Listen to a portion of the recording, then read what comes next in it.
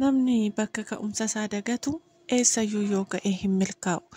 Yooyyaa ashamaa harka fuunee jira jirtu maatii dandeessu hunduma keessaniif nageenyi bakkuma jirtanitti sinaa qaqqabu.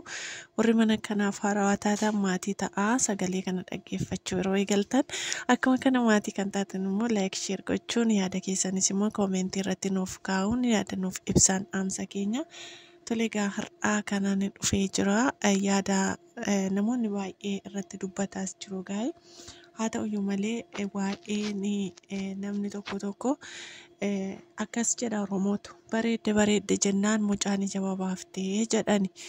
Kanaafiyyuu egaa yaada nan har'a dubbadhu kanarratti hanga isinii danda'ametti amantaa keessatti hin fudhatina. Dhimma amantaatiin wal qabsiisuu otoo hin taane dhaloota tokko amantaa chatoo gadi fageenyaan illee hin hubatiin cal jedhanii jecha hin taane dubbatan kan akka Sumayyaa Tasfaayee jechuudha. Egaa Sumayyaa kana Zinnaash illee jedhanii maqaatti moggaasanii jiru.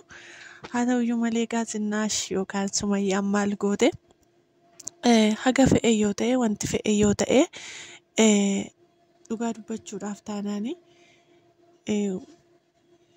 wanti fe'e haa ta'u hammi fe'e haa ta'u wanti fe'e haa ta'u dhugaadha. Namni abbaasaaf kabaja hin qabne amantaa sanaafis kabaja hin qabu. Ani ijoollee amantaa musliimaas ortodoksiis nan beekaa hiriyoota amantaa kana keessattis immoo ijoollee danuun qaba dhugaa dubbachuudhaaf taanaan ani gaafan jalqaba biyya arabaa dhufu hojjechiistuun koos maatiin ishii hundi ati dura biyya arabaa hojjetteetta immoo maatiin kee dura musliima turanii naan jechaa turan jechuudha lakkiin jedheen. Sababiin isaas amantaa koo nan jaalladha waan ta'eef amantaa namaa nan kabaja. Waan amantaa koo jaalladhuuf amantaa namaa nan kabaja. Amantaa sana keessatti immoo waan an of eeggachuufii qabu of eeggachuufillee nan danda'a jechuudha.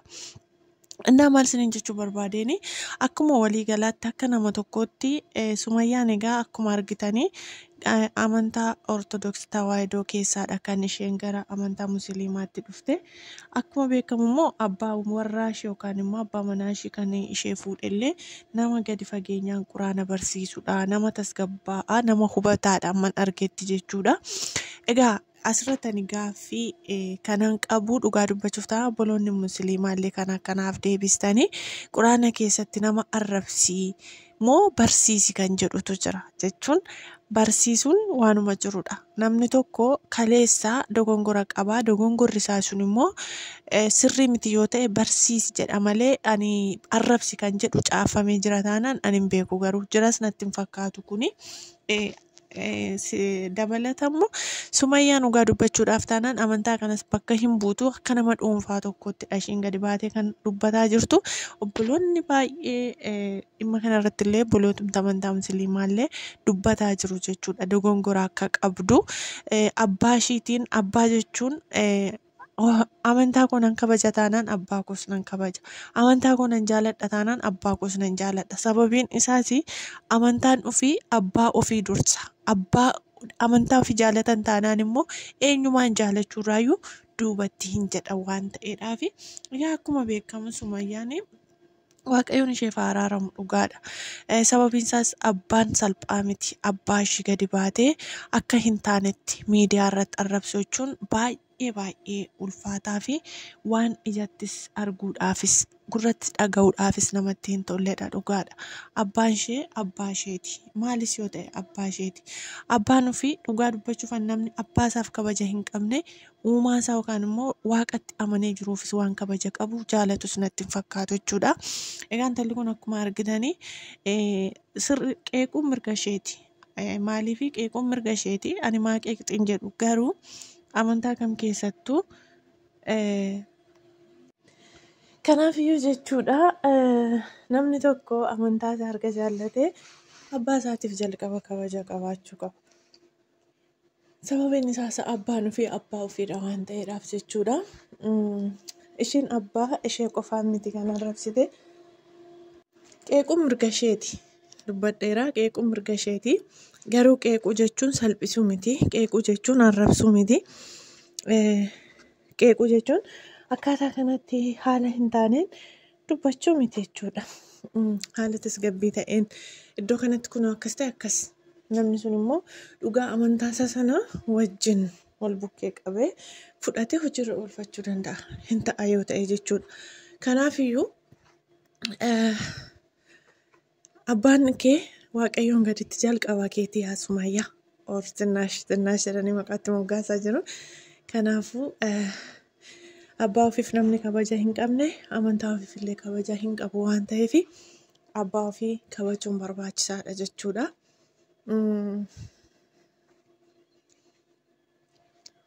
Horii abbaan gaafa cabsee hormii ija jaamsaa jedhama. Hanati har'a akkana jettee namni biraa yookaan immoo namadha namni walitti bu'uu hin dhiisu. Abbaadhumti manaa keellee namni nama ta'ee namni walitti hin buune hin jiru. Guyyaa tokko ittiin deebi'ee si arrabsuu danda'a. Hiriyoonni kee deebi'anii ittiin si arrabsuu danda'u.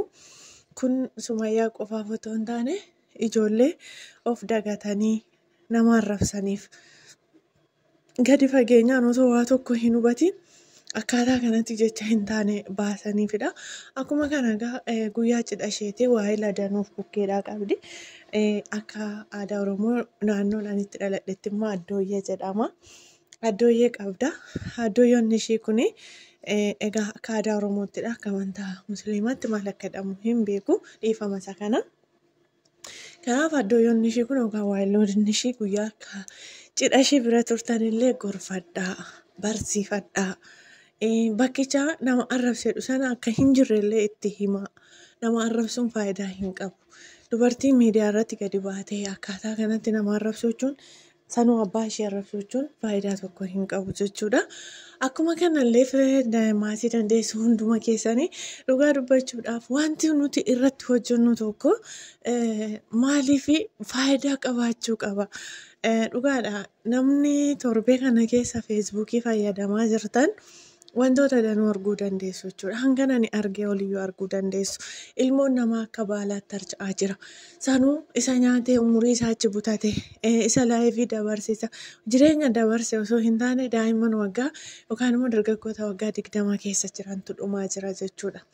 Kaleessa fayyaa ture har'a akkana ta'e jedhanii poossataa jiru. Kanaafiyyuu wanta fayyadamnu tokko miidiyaan kun hin hafa. Otoo beekumsii fi beekamtiin nama hambisa ta'e du'arraati gaazexeessaa Asfaaw Mashashaatu tola ooltummaan beekamtiin jaallatamuun beekuun nama oolcha ta'e isatu hafa. Waan gaarii hojjechuun qofti kun immoo nama oolcha lubbuu otoo ta'e Hacaaluu Hundeessaaf hafa ture. Garuu waan gaarii waan hojjetaniif maqaan isaanii har'a idduma hundaatti maqaa gaariidhaan ka'aa jira jechuudha. Kanaafuu as baatanii warri nama arrabsitan amantaa dawoo godhatanii laga dawoo godhatanii siyaasa dawoo godhatanii waliin arrabsinaa yeroo itti ganama kana mul'atanii galgala dhabamanidha jechuudha. Kanaaf egaa wal arrabsuun otoo hafee gaariidhaan jedha akka kootti. Akkuma kanallee immoo abbaan tokko yaada isaanii baay'een dinqisiifadhe dhugaa dubbachuudhaaf taanaan jechuudha. Qeesii yookaan immoo abbaa jedhanii kan waamamanii Ortodoksii Tawaahidoo keessa miidiyaa kana gadhiise garuu hin barre kutanii gadhiisan egaa hin beektu dhaloonni bara kana iddoo akkaataa itti isaaf ta'uttidha kan inni kutee gadhiisu yookaan immoo amantaa tokko ittiin qeequudhaaf wantoota baay'ee jira jechuudha. Iddoon sun anaaf naa ta'eera. Akkamitti akkanaaf ta'e beektu bara keenya keessa kun akkuma jalqaba irratti kaase intalli gadi baatee abbaa ishii salphisuudhaan ilmi abbaa salphisuudhaan obboleessa salphisuudhaan ollaan ollaa irratti ka'uudhaan jechuudha. Daawwattoota koo fi kabajamtoota. Kanaaf egaa yaada abbaa kanaa ani baay'een dinqisiifadhe gadi fageenyaan wangeela dubbisanii arrabni keenya cubbuu dubbataa keessi keenya cubbuu yaada yaadni keenya waliif yaada gaarii otoo hin qabaatiin obboleessa keenya jaalala dhugaa otoo hin jaallatin tsoomuun foon lagachuun foon wantoota jechuun waan horii irraa hojjetamu kana lagachuun faayidaa akka hin qabne yeroo dubbatan baay'ee na ajaa'iban jechuudha. Dhugaa dubbachuudhaaf taanaan sirrii isaaniiti. Anaaf sirriidha akka kootti jechuudha. Sababiin isaas maali? Namni tokko arrabni isaa hin tsoomne taanaan nyaata lagateedhaaf faayidaa hin qabu jechuudha. Namni kamiyyuu otoo foon isaa hin gogsiin dura lubbuu yaada isaa deemsa isaa ilaalcha isaa karoora isaa bahuuf galuusaa sodaan inni fuula waaqayyootti qabu maal akka ta'e akka irraati namoonni baay'ee baratan abdii guddaan qaba. Yeroo ammaa kana abbootuma amantaa jedhamantu toora siyaasaatti galanii kallattii adda addaatiin siyaasa gaggeessaa jiru. Yeroo darbillee egaa muummichi ministeeraa Dr. Abiy Ahmed dubbataniiru. Isa kana of nuu sirreessaa isinillee jedhaniiru. Amantaa da'oo godhatanii siyaasaan fayyadamina. Yoo amanticha keessa hin gaggeessottan kootaa gara siyaasaatti jedhanii waamicha godhaniiru jechuudha. Kanaacha dabadhaa taa'aniiru. Innaa kanaaf dhugaa isaaniiti. Obboleessa ofii madeessaa, obboleettii ofii madeessaa, haadhaaf abbaadhaa ajajamuu didaa mana amantaatti deddeebi'uun foon ofii goskuun faayidaa takkatti akka hin qabnedha jechuudha. Akkuma kanallee egaa anaaf yaadni isaanii sirriidha. Dhugaa dubbachuudhaaf taanaan dhugaadha. Ijoolleen Ortodoksii Tawaahidoo baay'ee isaaniitu yaada kana sheer gochaatoo jirayyuudha jechuudha. Innaa kanaaf egaa foon horii lagachuun dura wantoota akkuma sagalee waaqayyootti illee nurraatii barbaadamu barbaachisaadha jechuudha. Amma fakkeenyaaf Sumayyaan waa'ee qulqullinaa irratti kaastee abbaa ishii kan isheen salphisaa jirtu jechuudha. Amantaan akkasii kana ta'e kan isheen jettu kanaan wal qabsiisteetu jechuudha. Garuu kana jechuun amma fakkeenyaaf akka soomni Ramadaanaallee qaqqabaa jira. Soomii kana garuu soomuuf jetti. Hin beeku dhugaa hammam abbaa ishii bilbiltee dhiifama gaafattimu akkasumatti itti fuftiin illee kun gaaffiidha. Kanaaf iyyuu jechuudha yaadni isaanii yaada bareedaadha.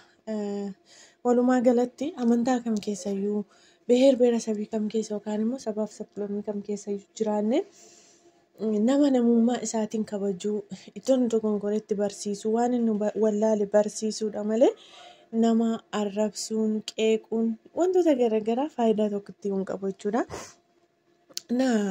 Kanadha wanti jiru. Hundumaan olitti immoo hubannaan barbaachisaadha.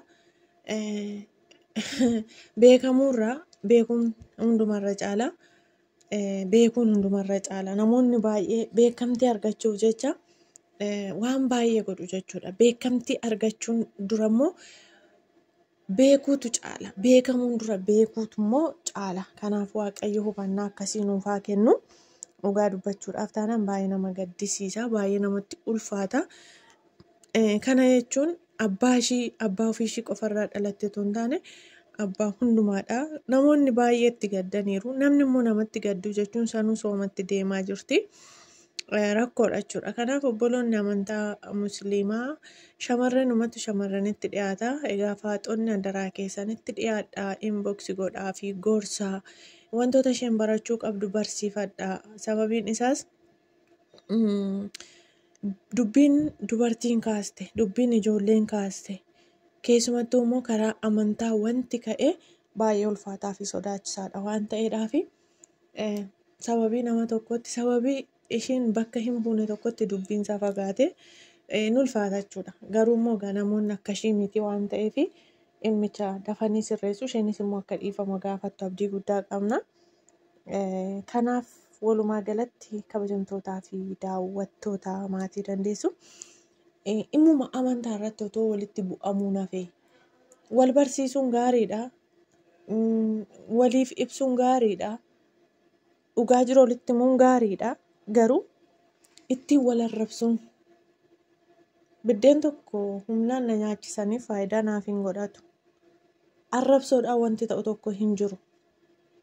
Kanaafuu Sumayyaa yookaan Zinnaash jedhanii maqaa moggaasaniif jechuudha. Of eeggachuun barbaachisaadha jechuudha. Maatii ofii kabajuun barbaachisaadha. Kanaafuu